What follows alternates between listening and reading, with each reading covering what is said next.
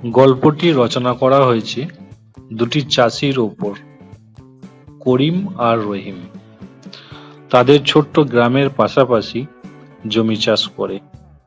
একদিন সকালে করিম তার জমির পাশে দাঁড়িয়ে থাকলে রহিম এসে তার পাশে দাঁড়ায়। করিমের মুখে একটু চিন্তার ভাব।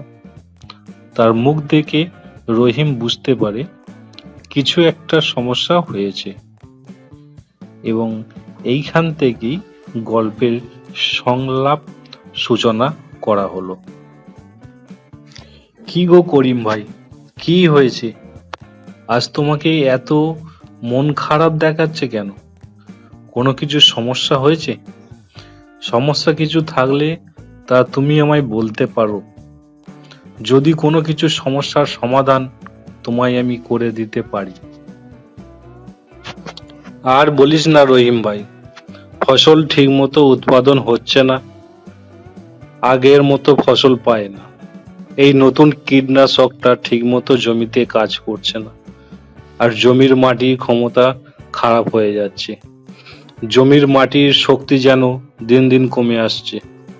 তাই কি করব বুঝে উঠতে পারছি না।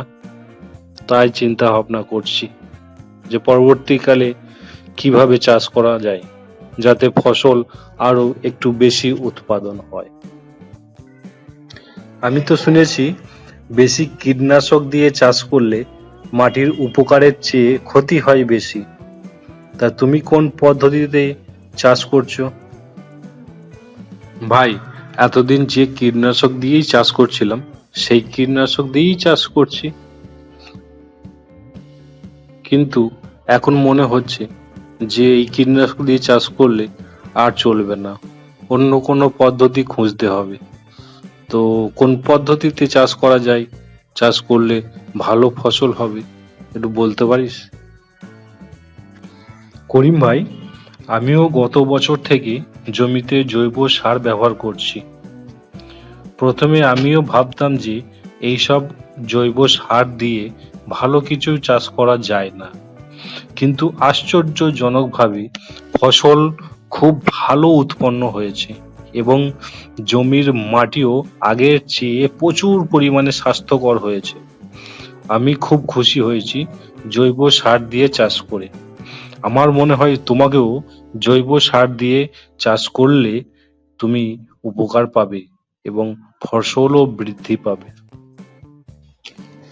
জৈব সার মানে গরুর গোবর, খড়কুটো মিশিয়ে বানানো সার?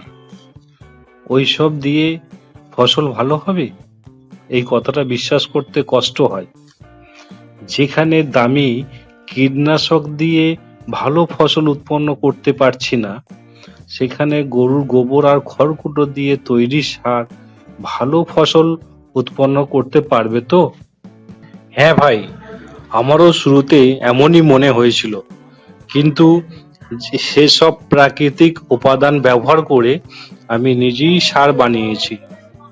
আর জৈব সার দেওয়ায় মাটির পুষ্টিও বেড়েছে, এমনকি কীটপতঙ্গ কমেছে, এবং ফসলও খুব ভালো উৎপাদন হয়েছে। এই জন্য তোমাকে বলছি, তুমিও জৈব সার জমিতে ব্যবহার করে দেখো, তুমিও ফসল ভালো তৈরি করতে পারবে। সত্যি বলছো? চাষের জমিতে জৈব সার ব্যবহার করলে খুব ভালো ফসল তৈরি হবে এবং মাটির উর্বরতাও বৃদ্ধি হবে?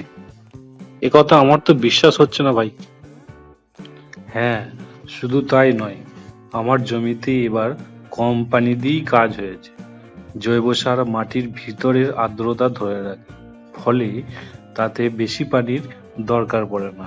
অল্প পানিতেই জমির কাজ শুরু হয়ে যায়। এবার কিন্তু তোর কথা শোনার ইচ্ছে হচ্ছে। তুই বল, এই জৈব সার আমি কিভাবে বানাবো যাতে আমি আমার চাষের কাজে ব্যবহার করতে পারি।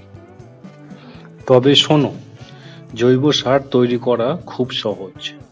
গোবর, খড়কুটো আর কিছু গাছের পাতা জমা করে এইসব জিনিস দিয়ে একসঙ্গে মিশিয়ে রেখে দিতে হবে অন্তত 1 মাসের জন্য। এরপর তা জমিতে প্রয়োগ করতে হবে। মাঝে মাঝে পানি দিয়ে নরম করে রাখতে হবে, কিছু সময় পর দেখতে পাবে সারের ঘ্রাণ বদলে যাবে, আর তা জমিতে ব্যবহার করলেই মাটি আরো নরম এবং সমৃদ্ধ হয়ে উঠবে। তুই তো দেখছিস বেশ গবেষণা করেছিস, তুই তো কৃষি বিজ্ঞানী হয়ে গেলি।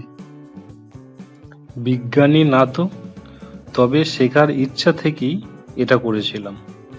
আসলে এই পদ্ধতি পুরনো, আমাদের পূর্বপুরুষেরা এইভাবেই জমি চাষ করতেন। আমরা যান্ত্রিক পদ্ধতি আর রাসায়নিক সারের এতটাই অভ্যস্ত হয়ে গেছি যে প্রাকৃতিক পদ্ধতি চাষের তুলনায় ভুলে গেছি। যদি এভাবে চাষ করা হয় তাহলে তো খুব ভালোই হয়। এদিকে খরচও কম হবে এবং জমির মাটির উর্বরতাও বৃদ্ধি পাবে এবং খুব ভালো ফসল উৎপাদন করা যাবে। একদম ঠিক বলেছ। এবার যদি খরচ কমে তবে পরের মৌসুমে লাভও বাড়বে এবং জমির মাটির স্বাস্থ্যও খুব ভালো থাকবে। আচ্ছা, তুই যা বললি তা শুনে মনে হচ্ছে রাসায়নিক সারের থেকে জৈব সারই অনেক ভালো। কিন্তু বাজারের প্রতিযোগিতায় আমরা কি টিকতে পারবো? আমাদের অনেকেই রাসায়নিক সার ব্যবহার করে বেশি ফলনের আশায় মাটির দীর্ঘমেয়াদী ক্ষতি করে ফেলেছে। কিন্তু আমরা প্রাকৃতিক পদ্ধতি অবলম্বন করি, তাহলে লম্বা মেয়াদী লাভবান হব। শুধু ফসলের ওপর নির্ভর না থেকে আমাদের মাটির স্বাস্থ্য ও জমির স্থায়িত্বের কথা ভাবতে হবে। আর এই জৈব সার ফসলের গুণগত মানও ভালো হবে। বুঝেছি, তাহলে এই বছরই জৈব সার বানিয়ে ফসলের ওপর প্রয়োগ করে পরীক্ষা করা হোক। ঠিক বলেছ করিম ভাই, আগামী কয়েক বছর পর দেখবে তোমার জমির মাটির স্বাস্থ্য কত গুণ ভালো হয়েছে। এইভাবে করিম ও রহিমের কথোপকথনে মাটির প্রতি দায়িত্বশীল হয়ে ওঠে। তো বন্ধুরা, ভিডিওটাই ভালো লাগলে অবশ্যই একটা লাইক, কমেন্ট এবং শেয়ার করবেন, আর বিশেষ করে চ্যানেলটা অবশ্যই সাবস্ক্রাইব করবেন। ঠিক আছে বন্ধুরা, নেক্সট ভিডিওতে আবার দেখা হচ্ছে।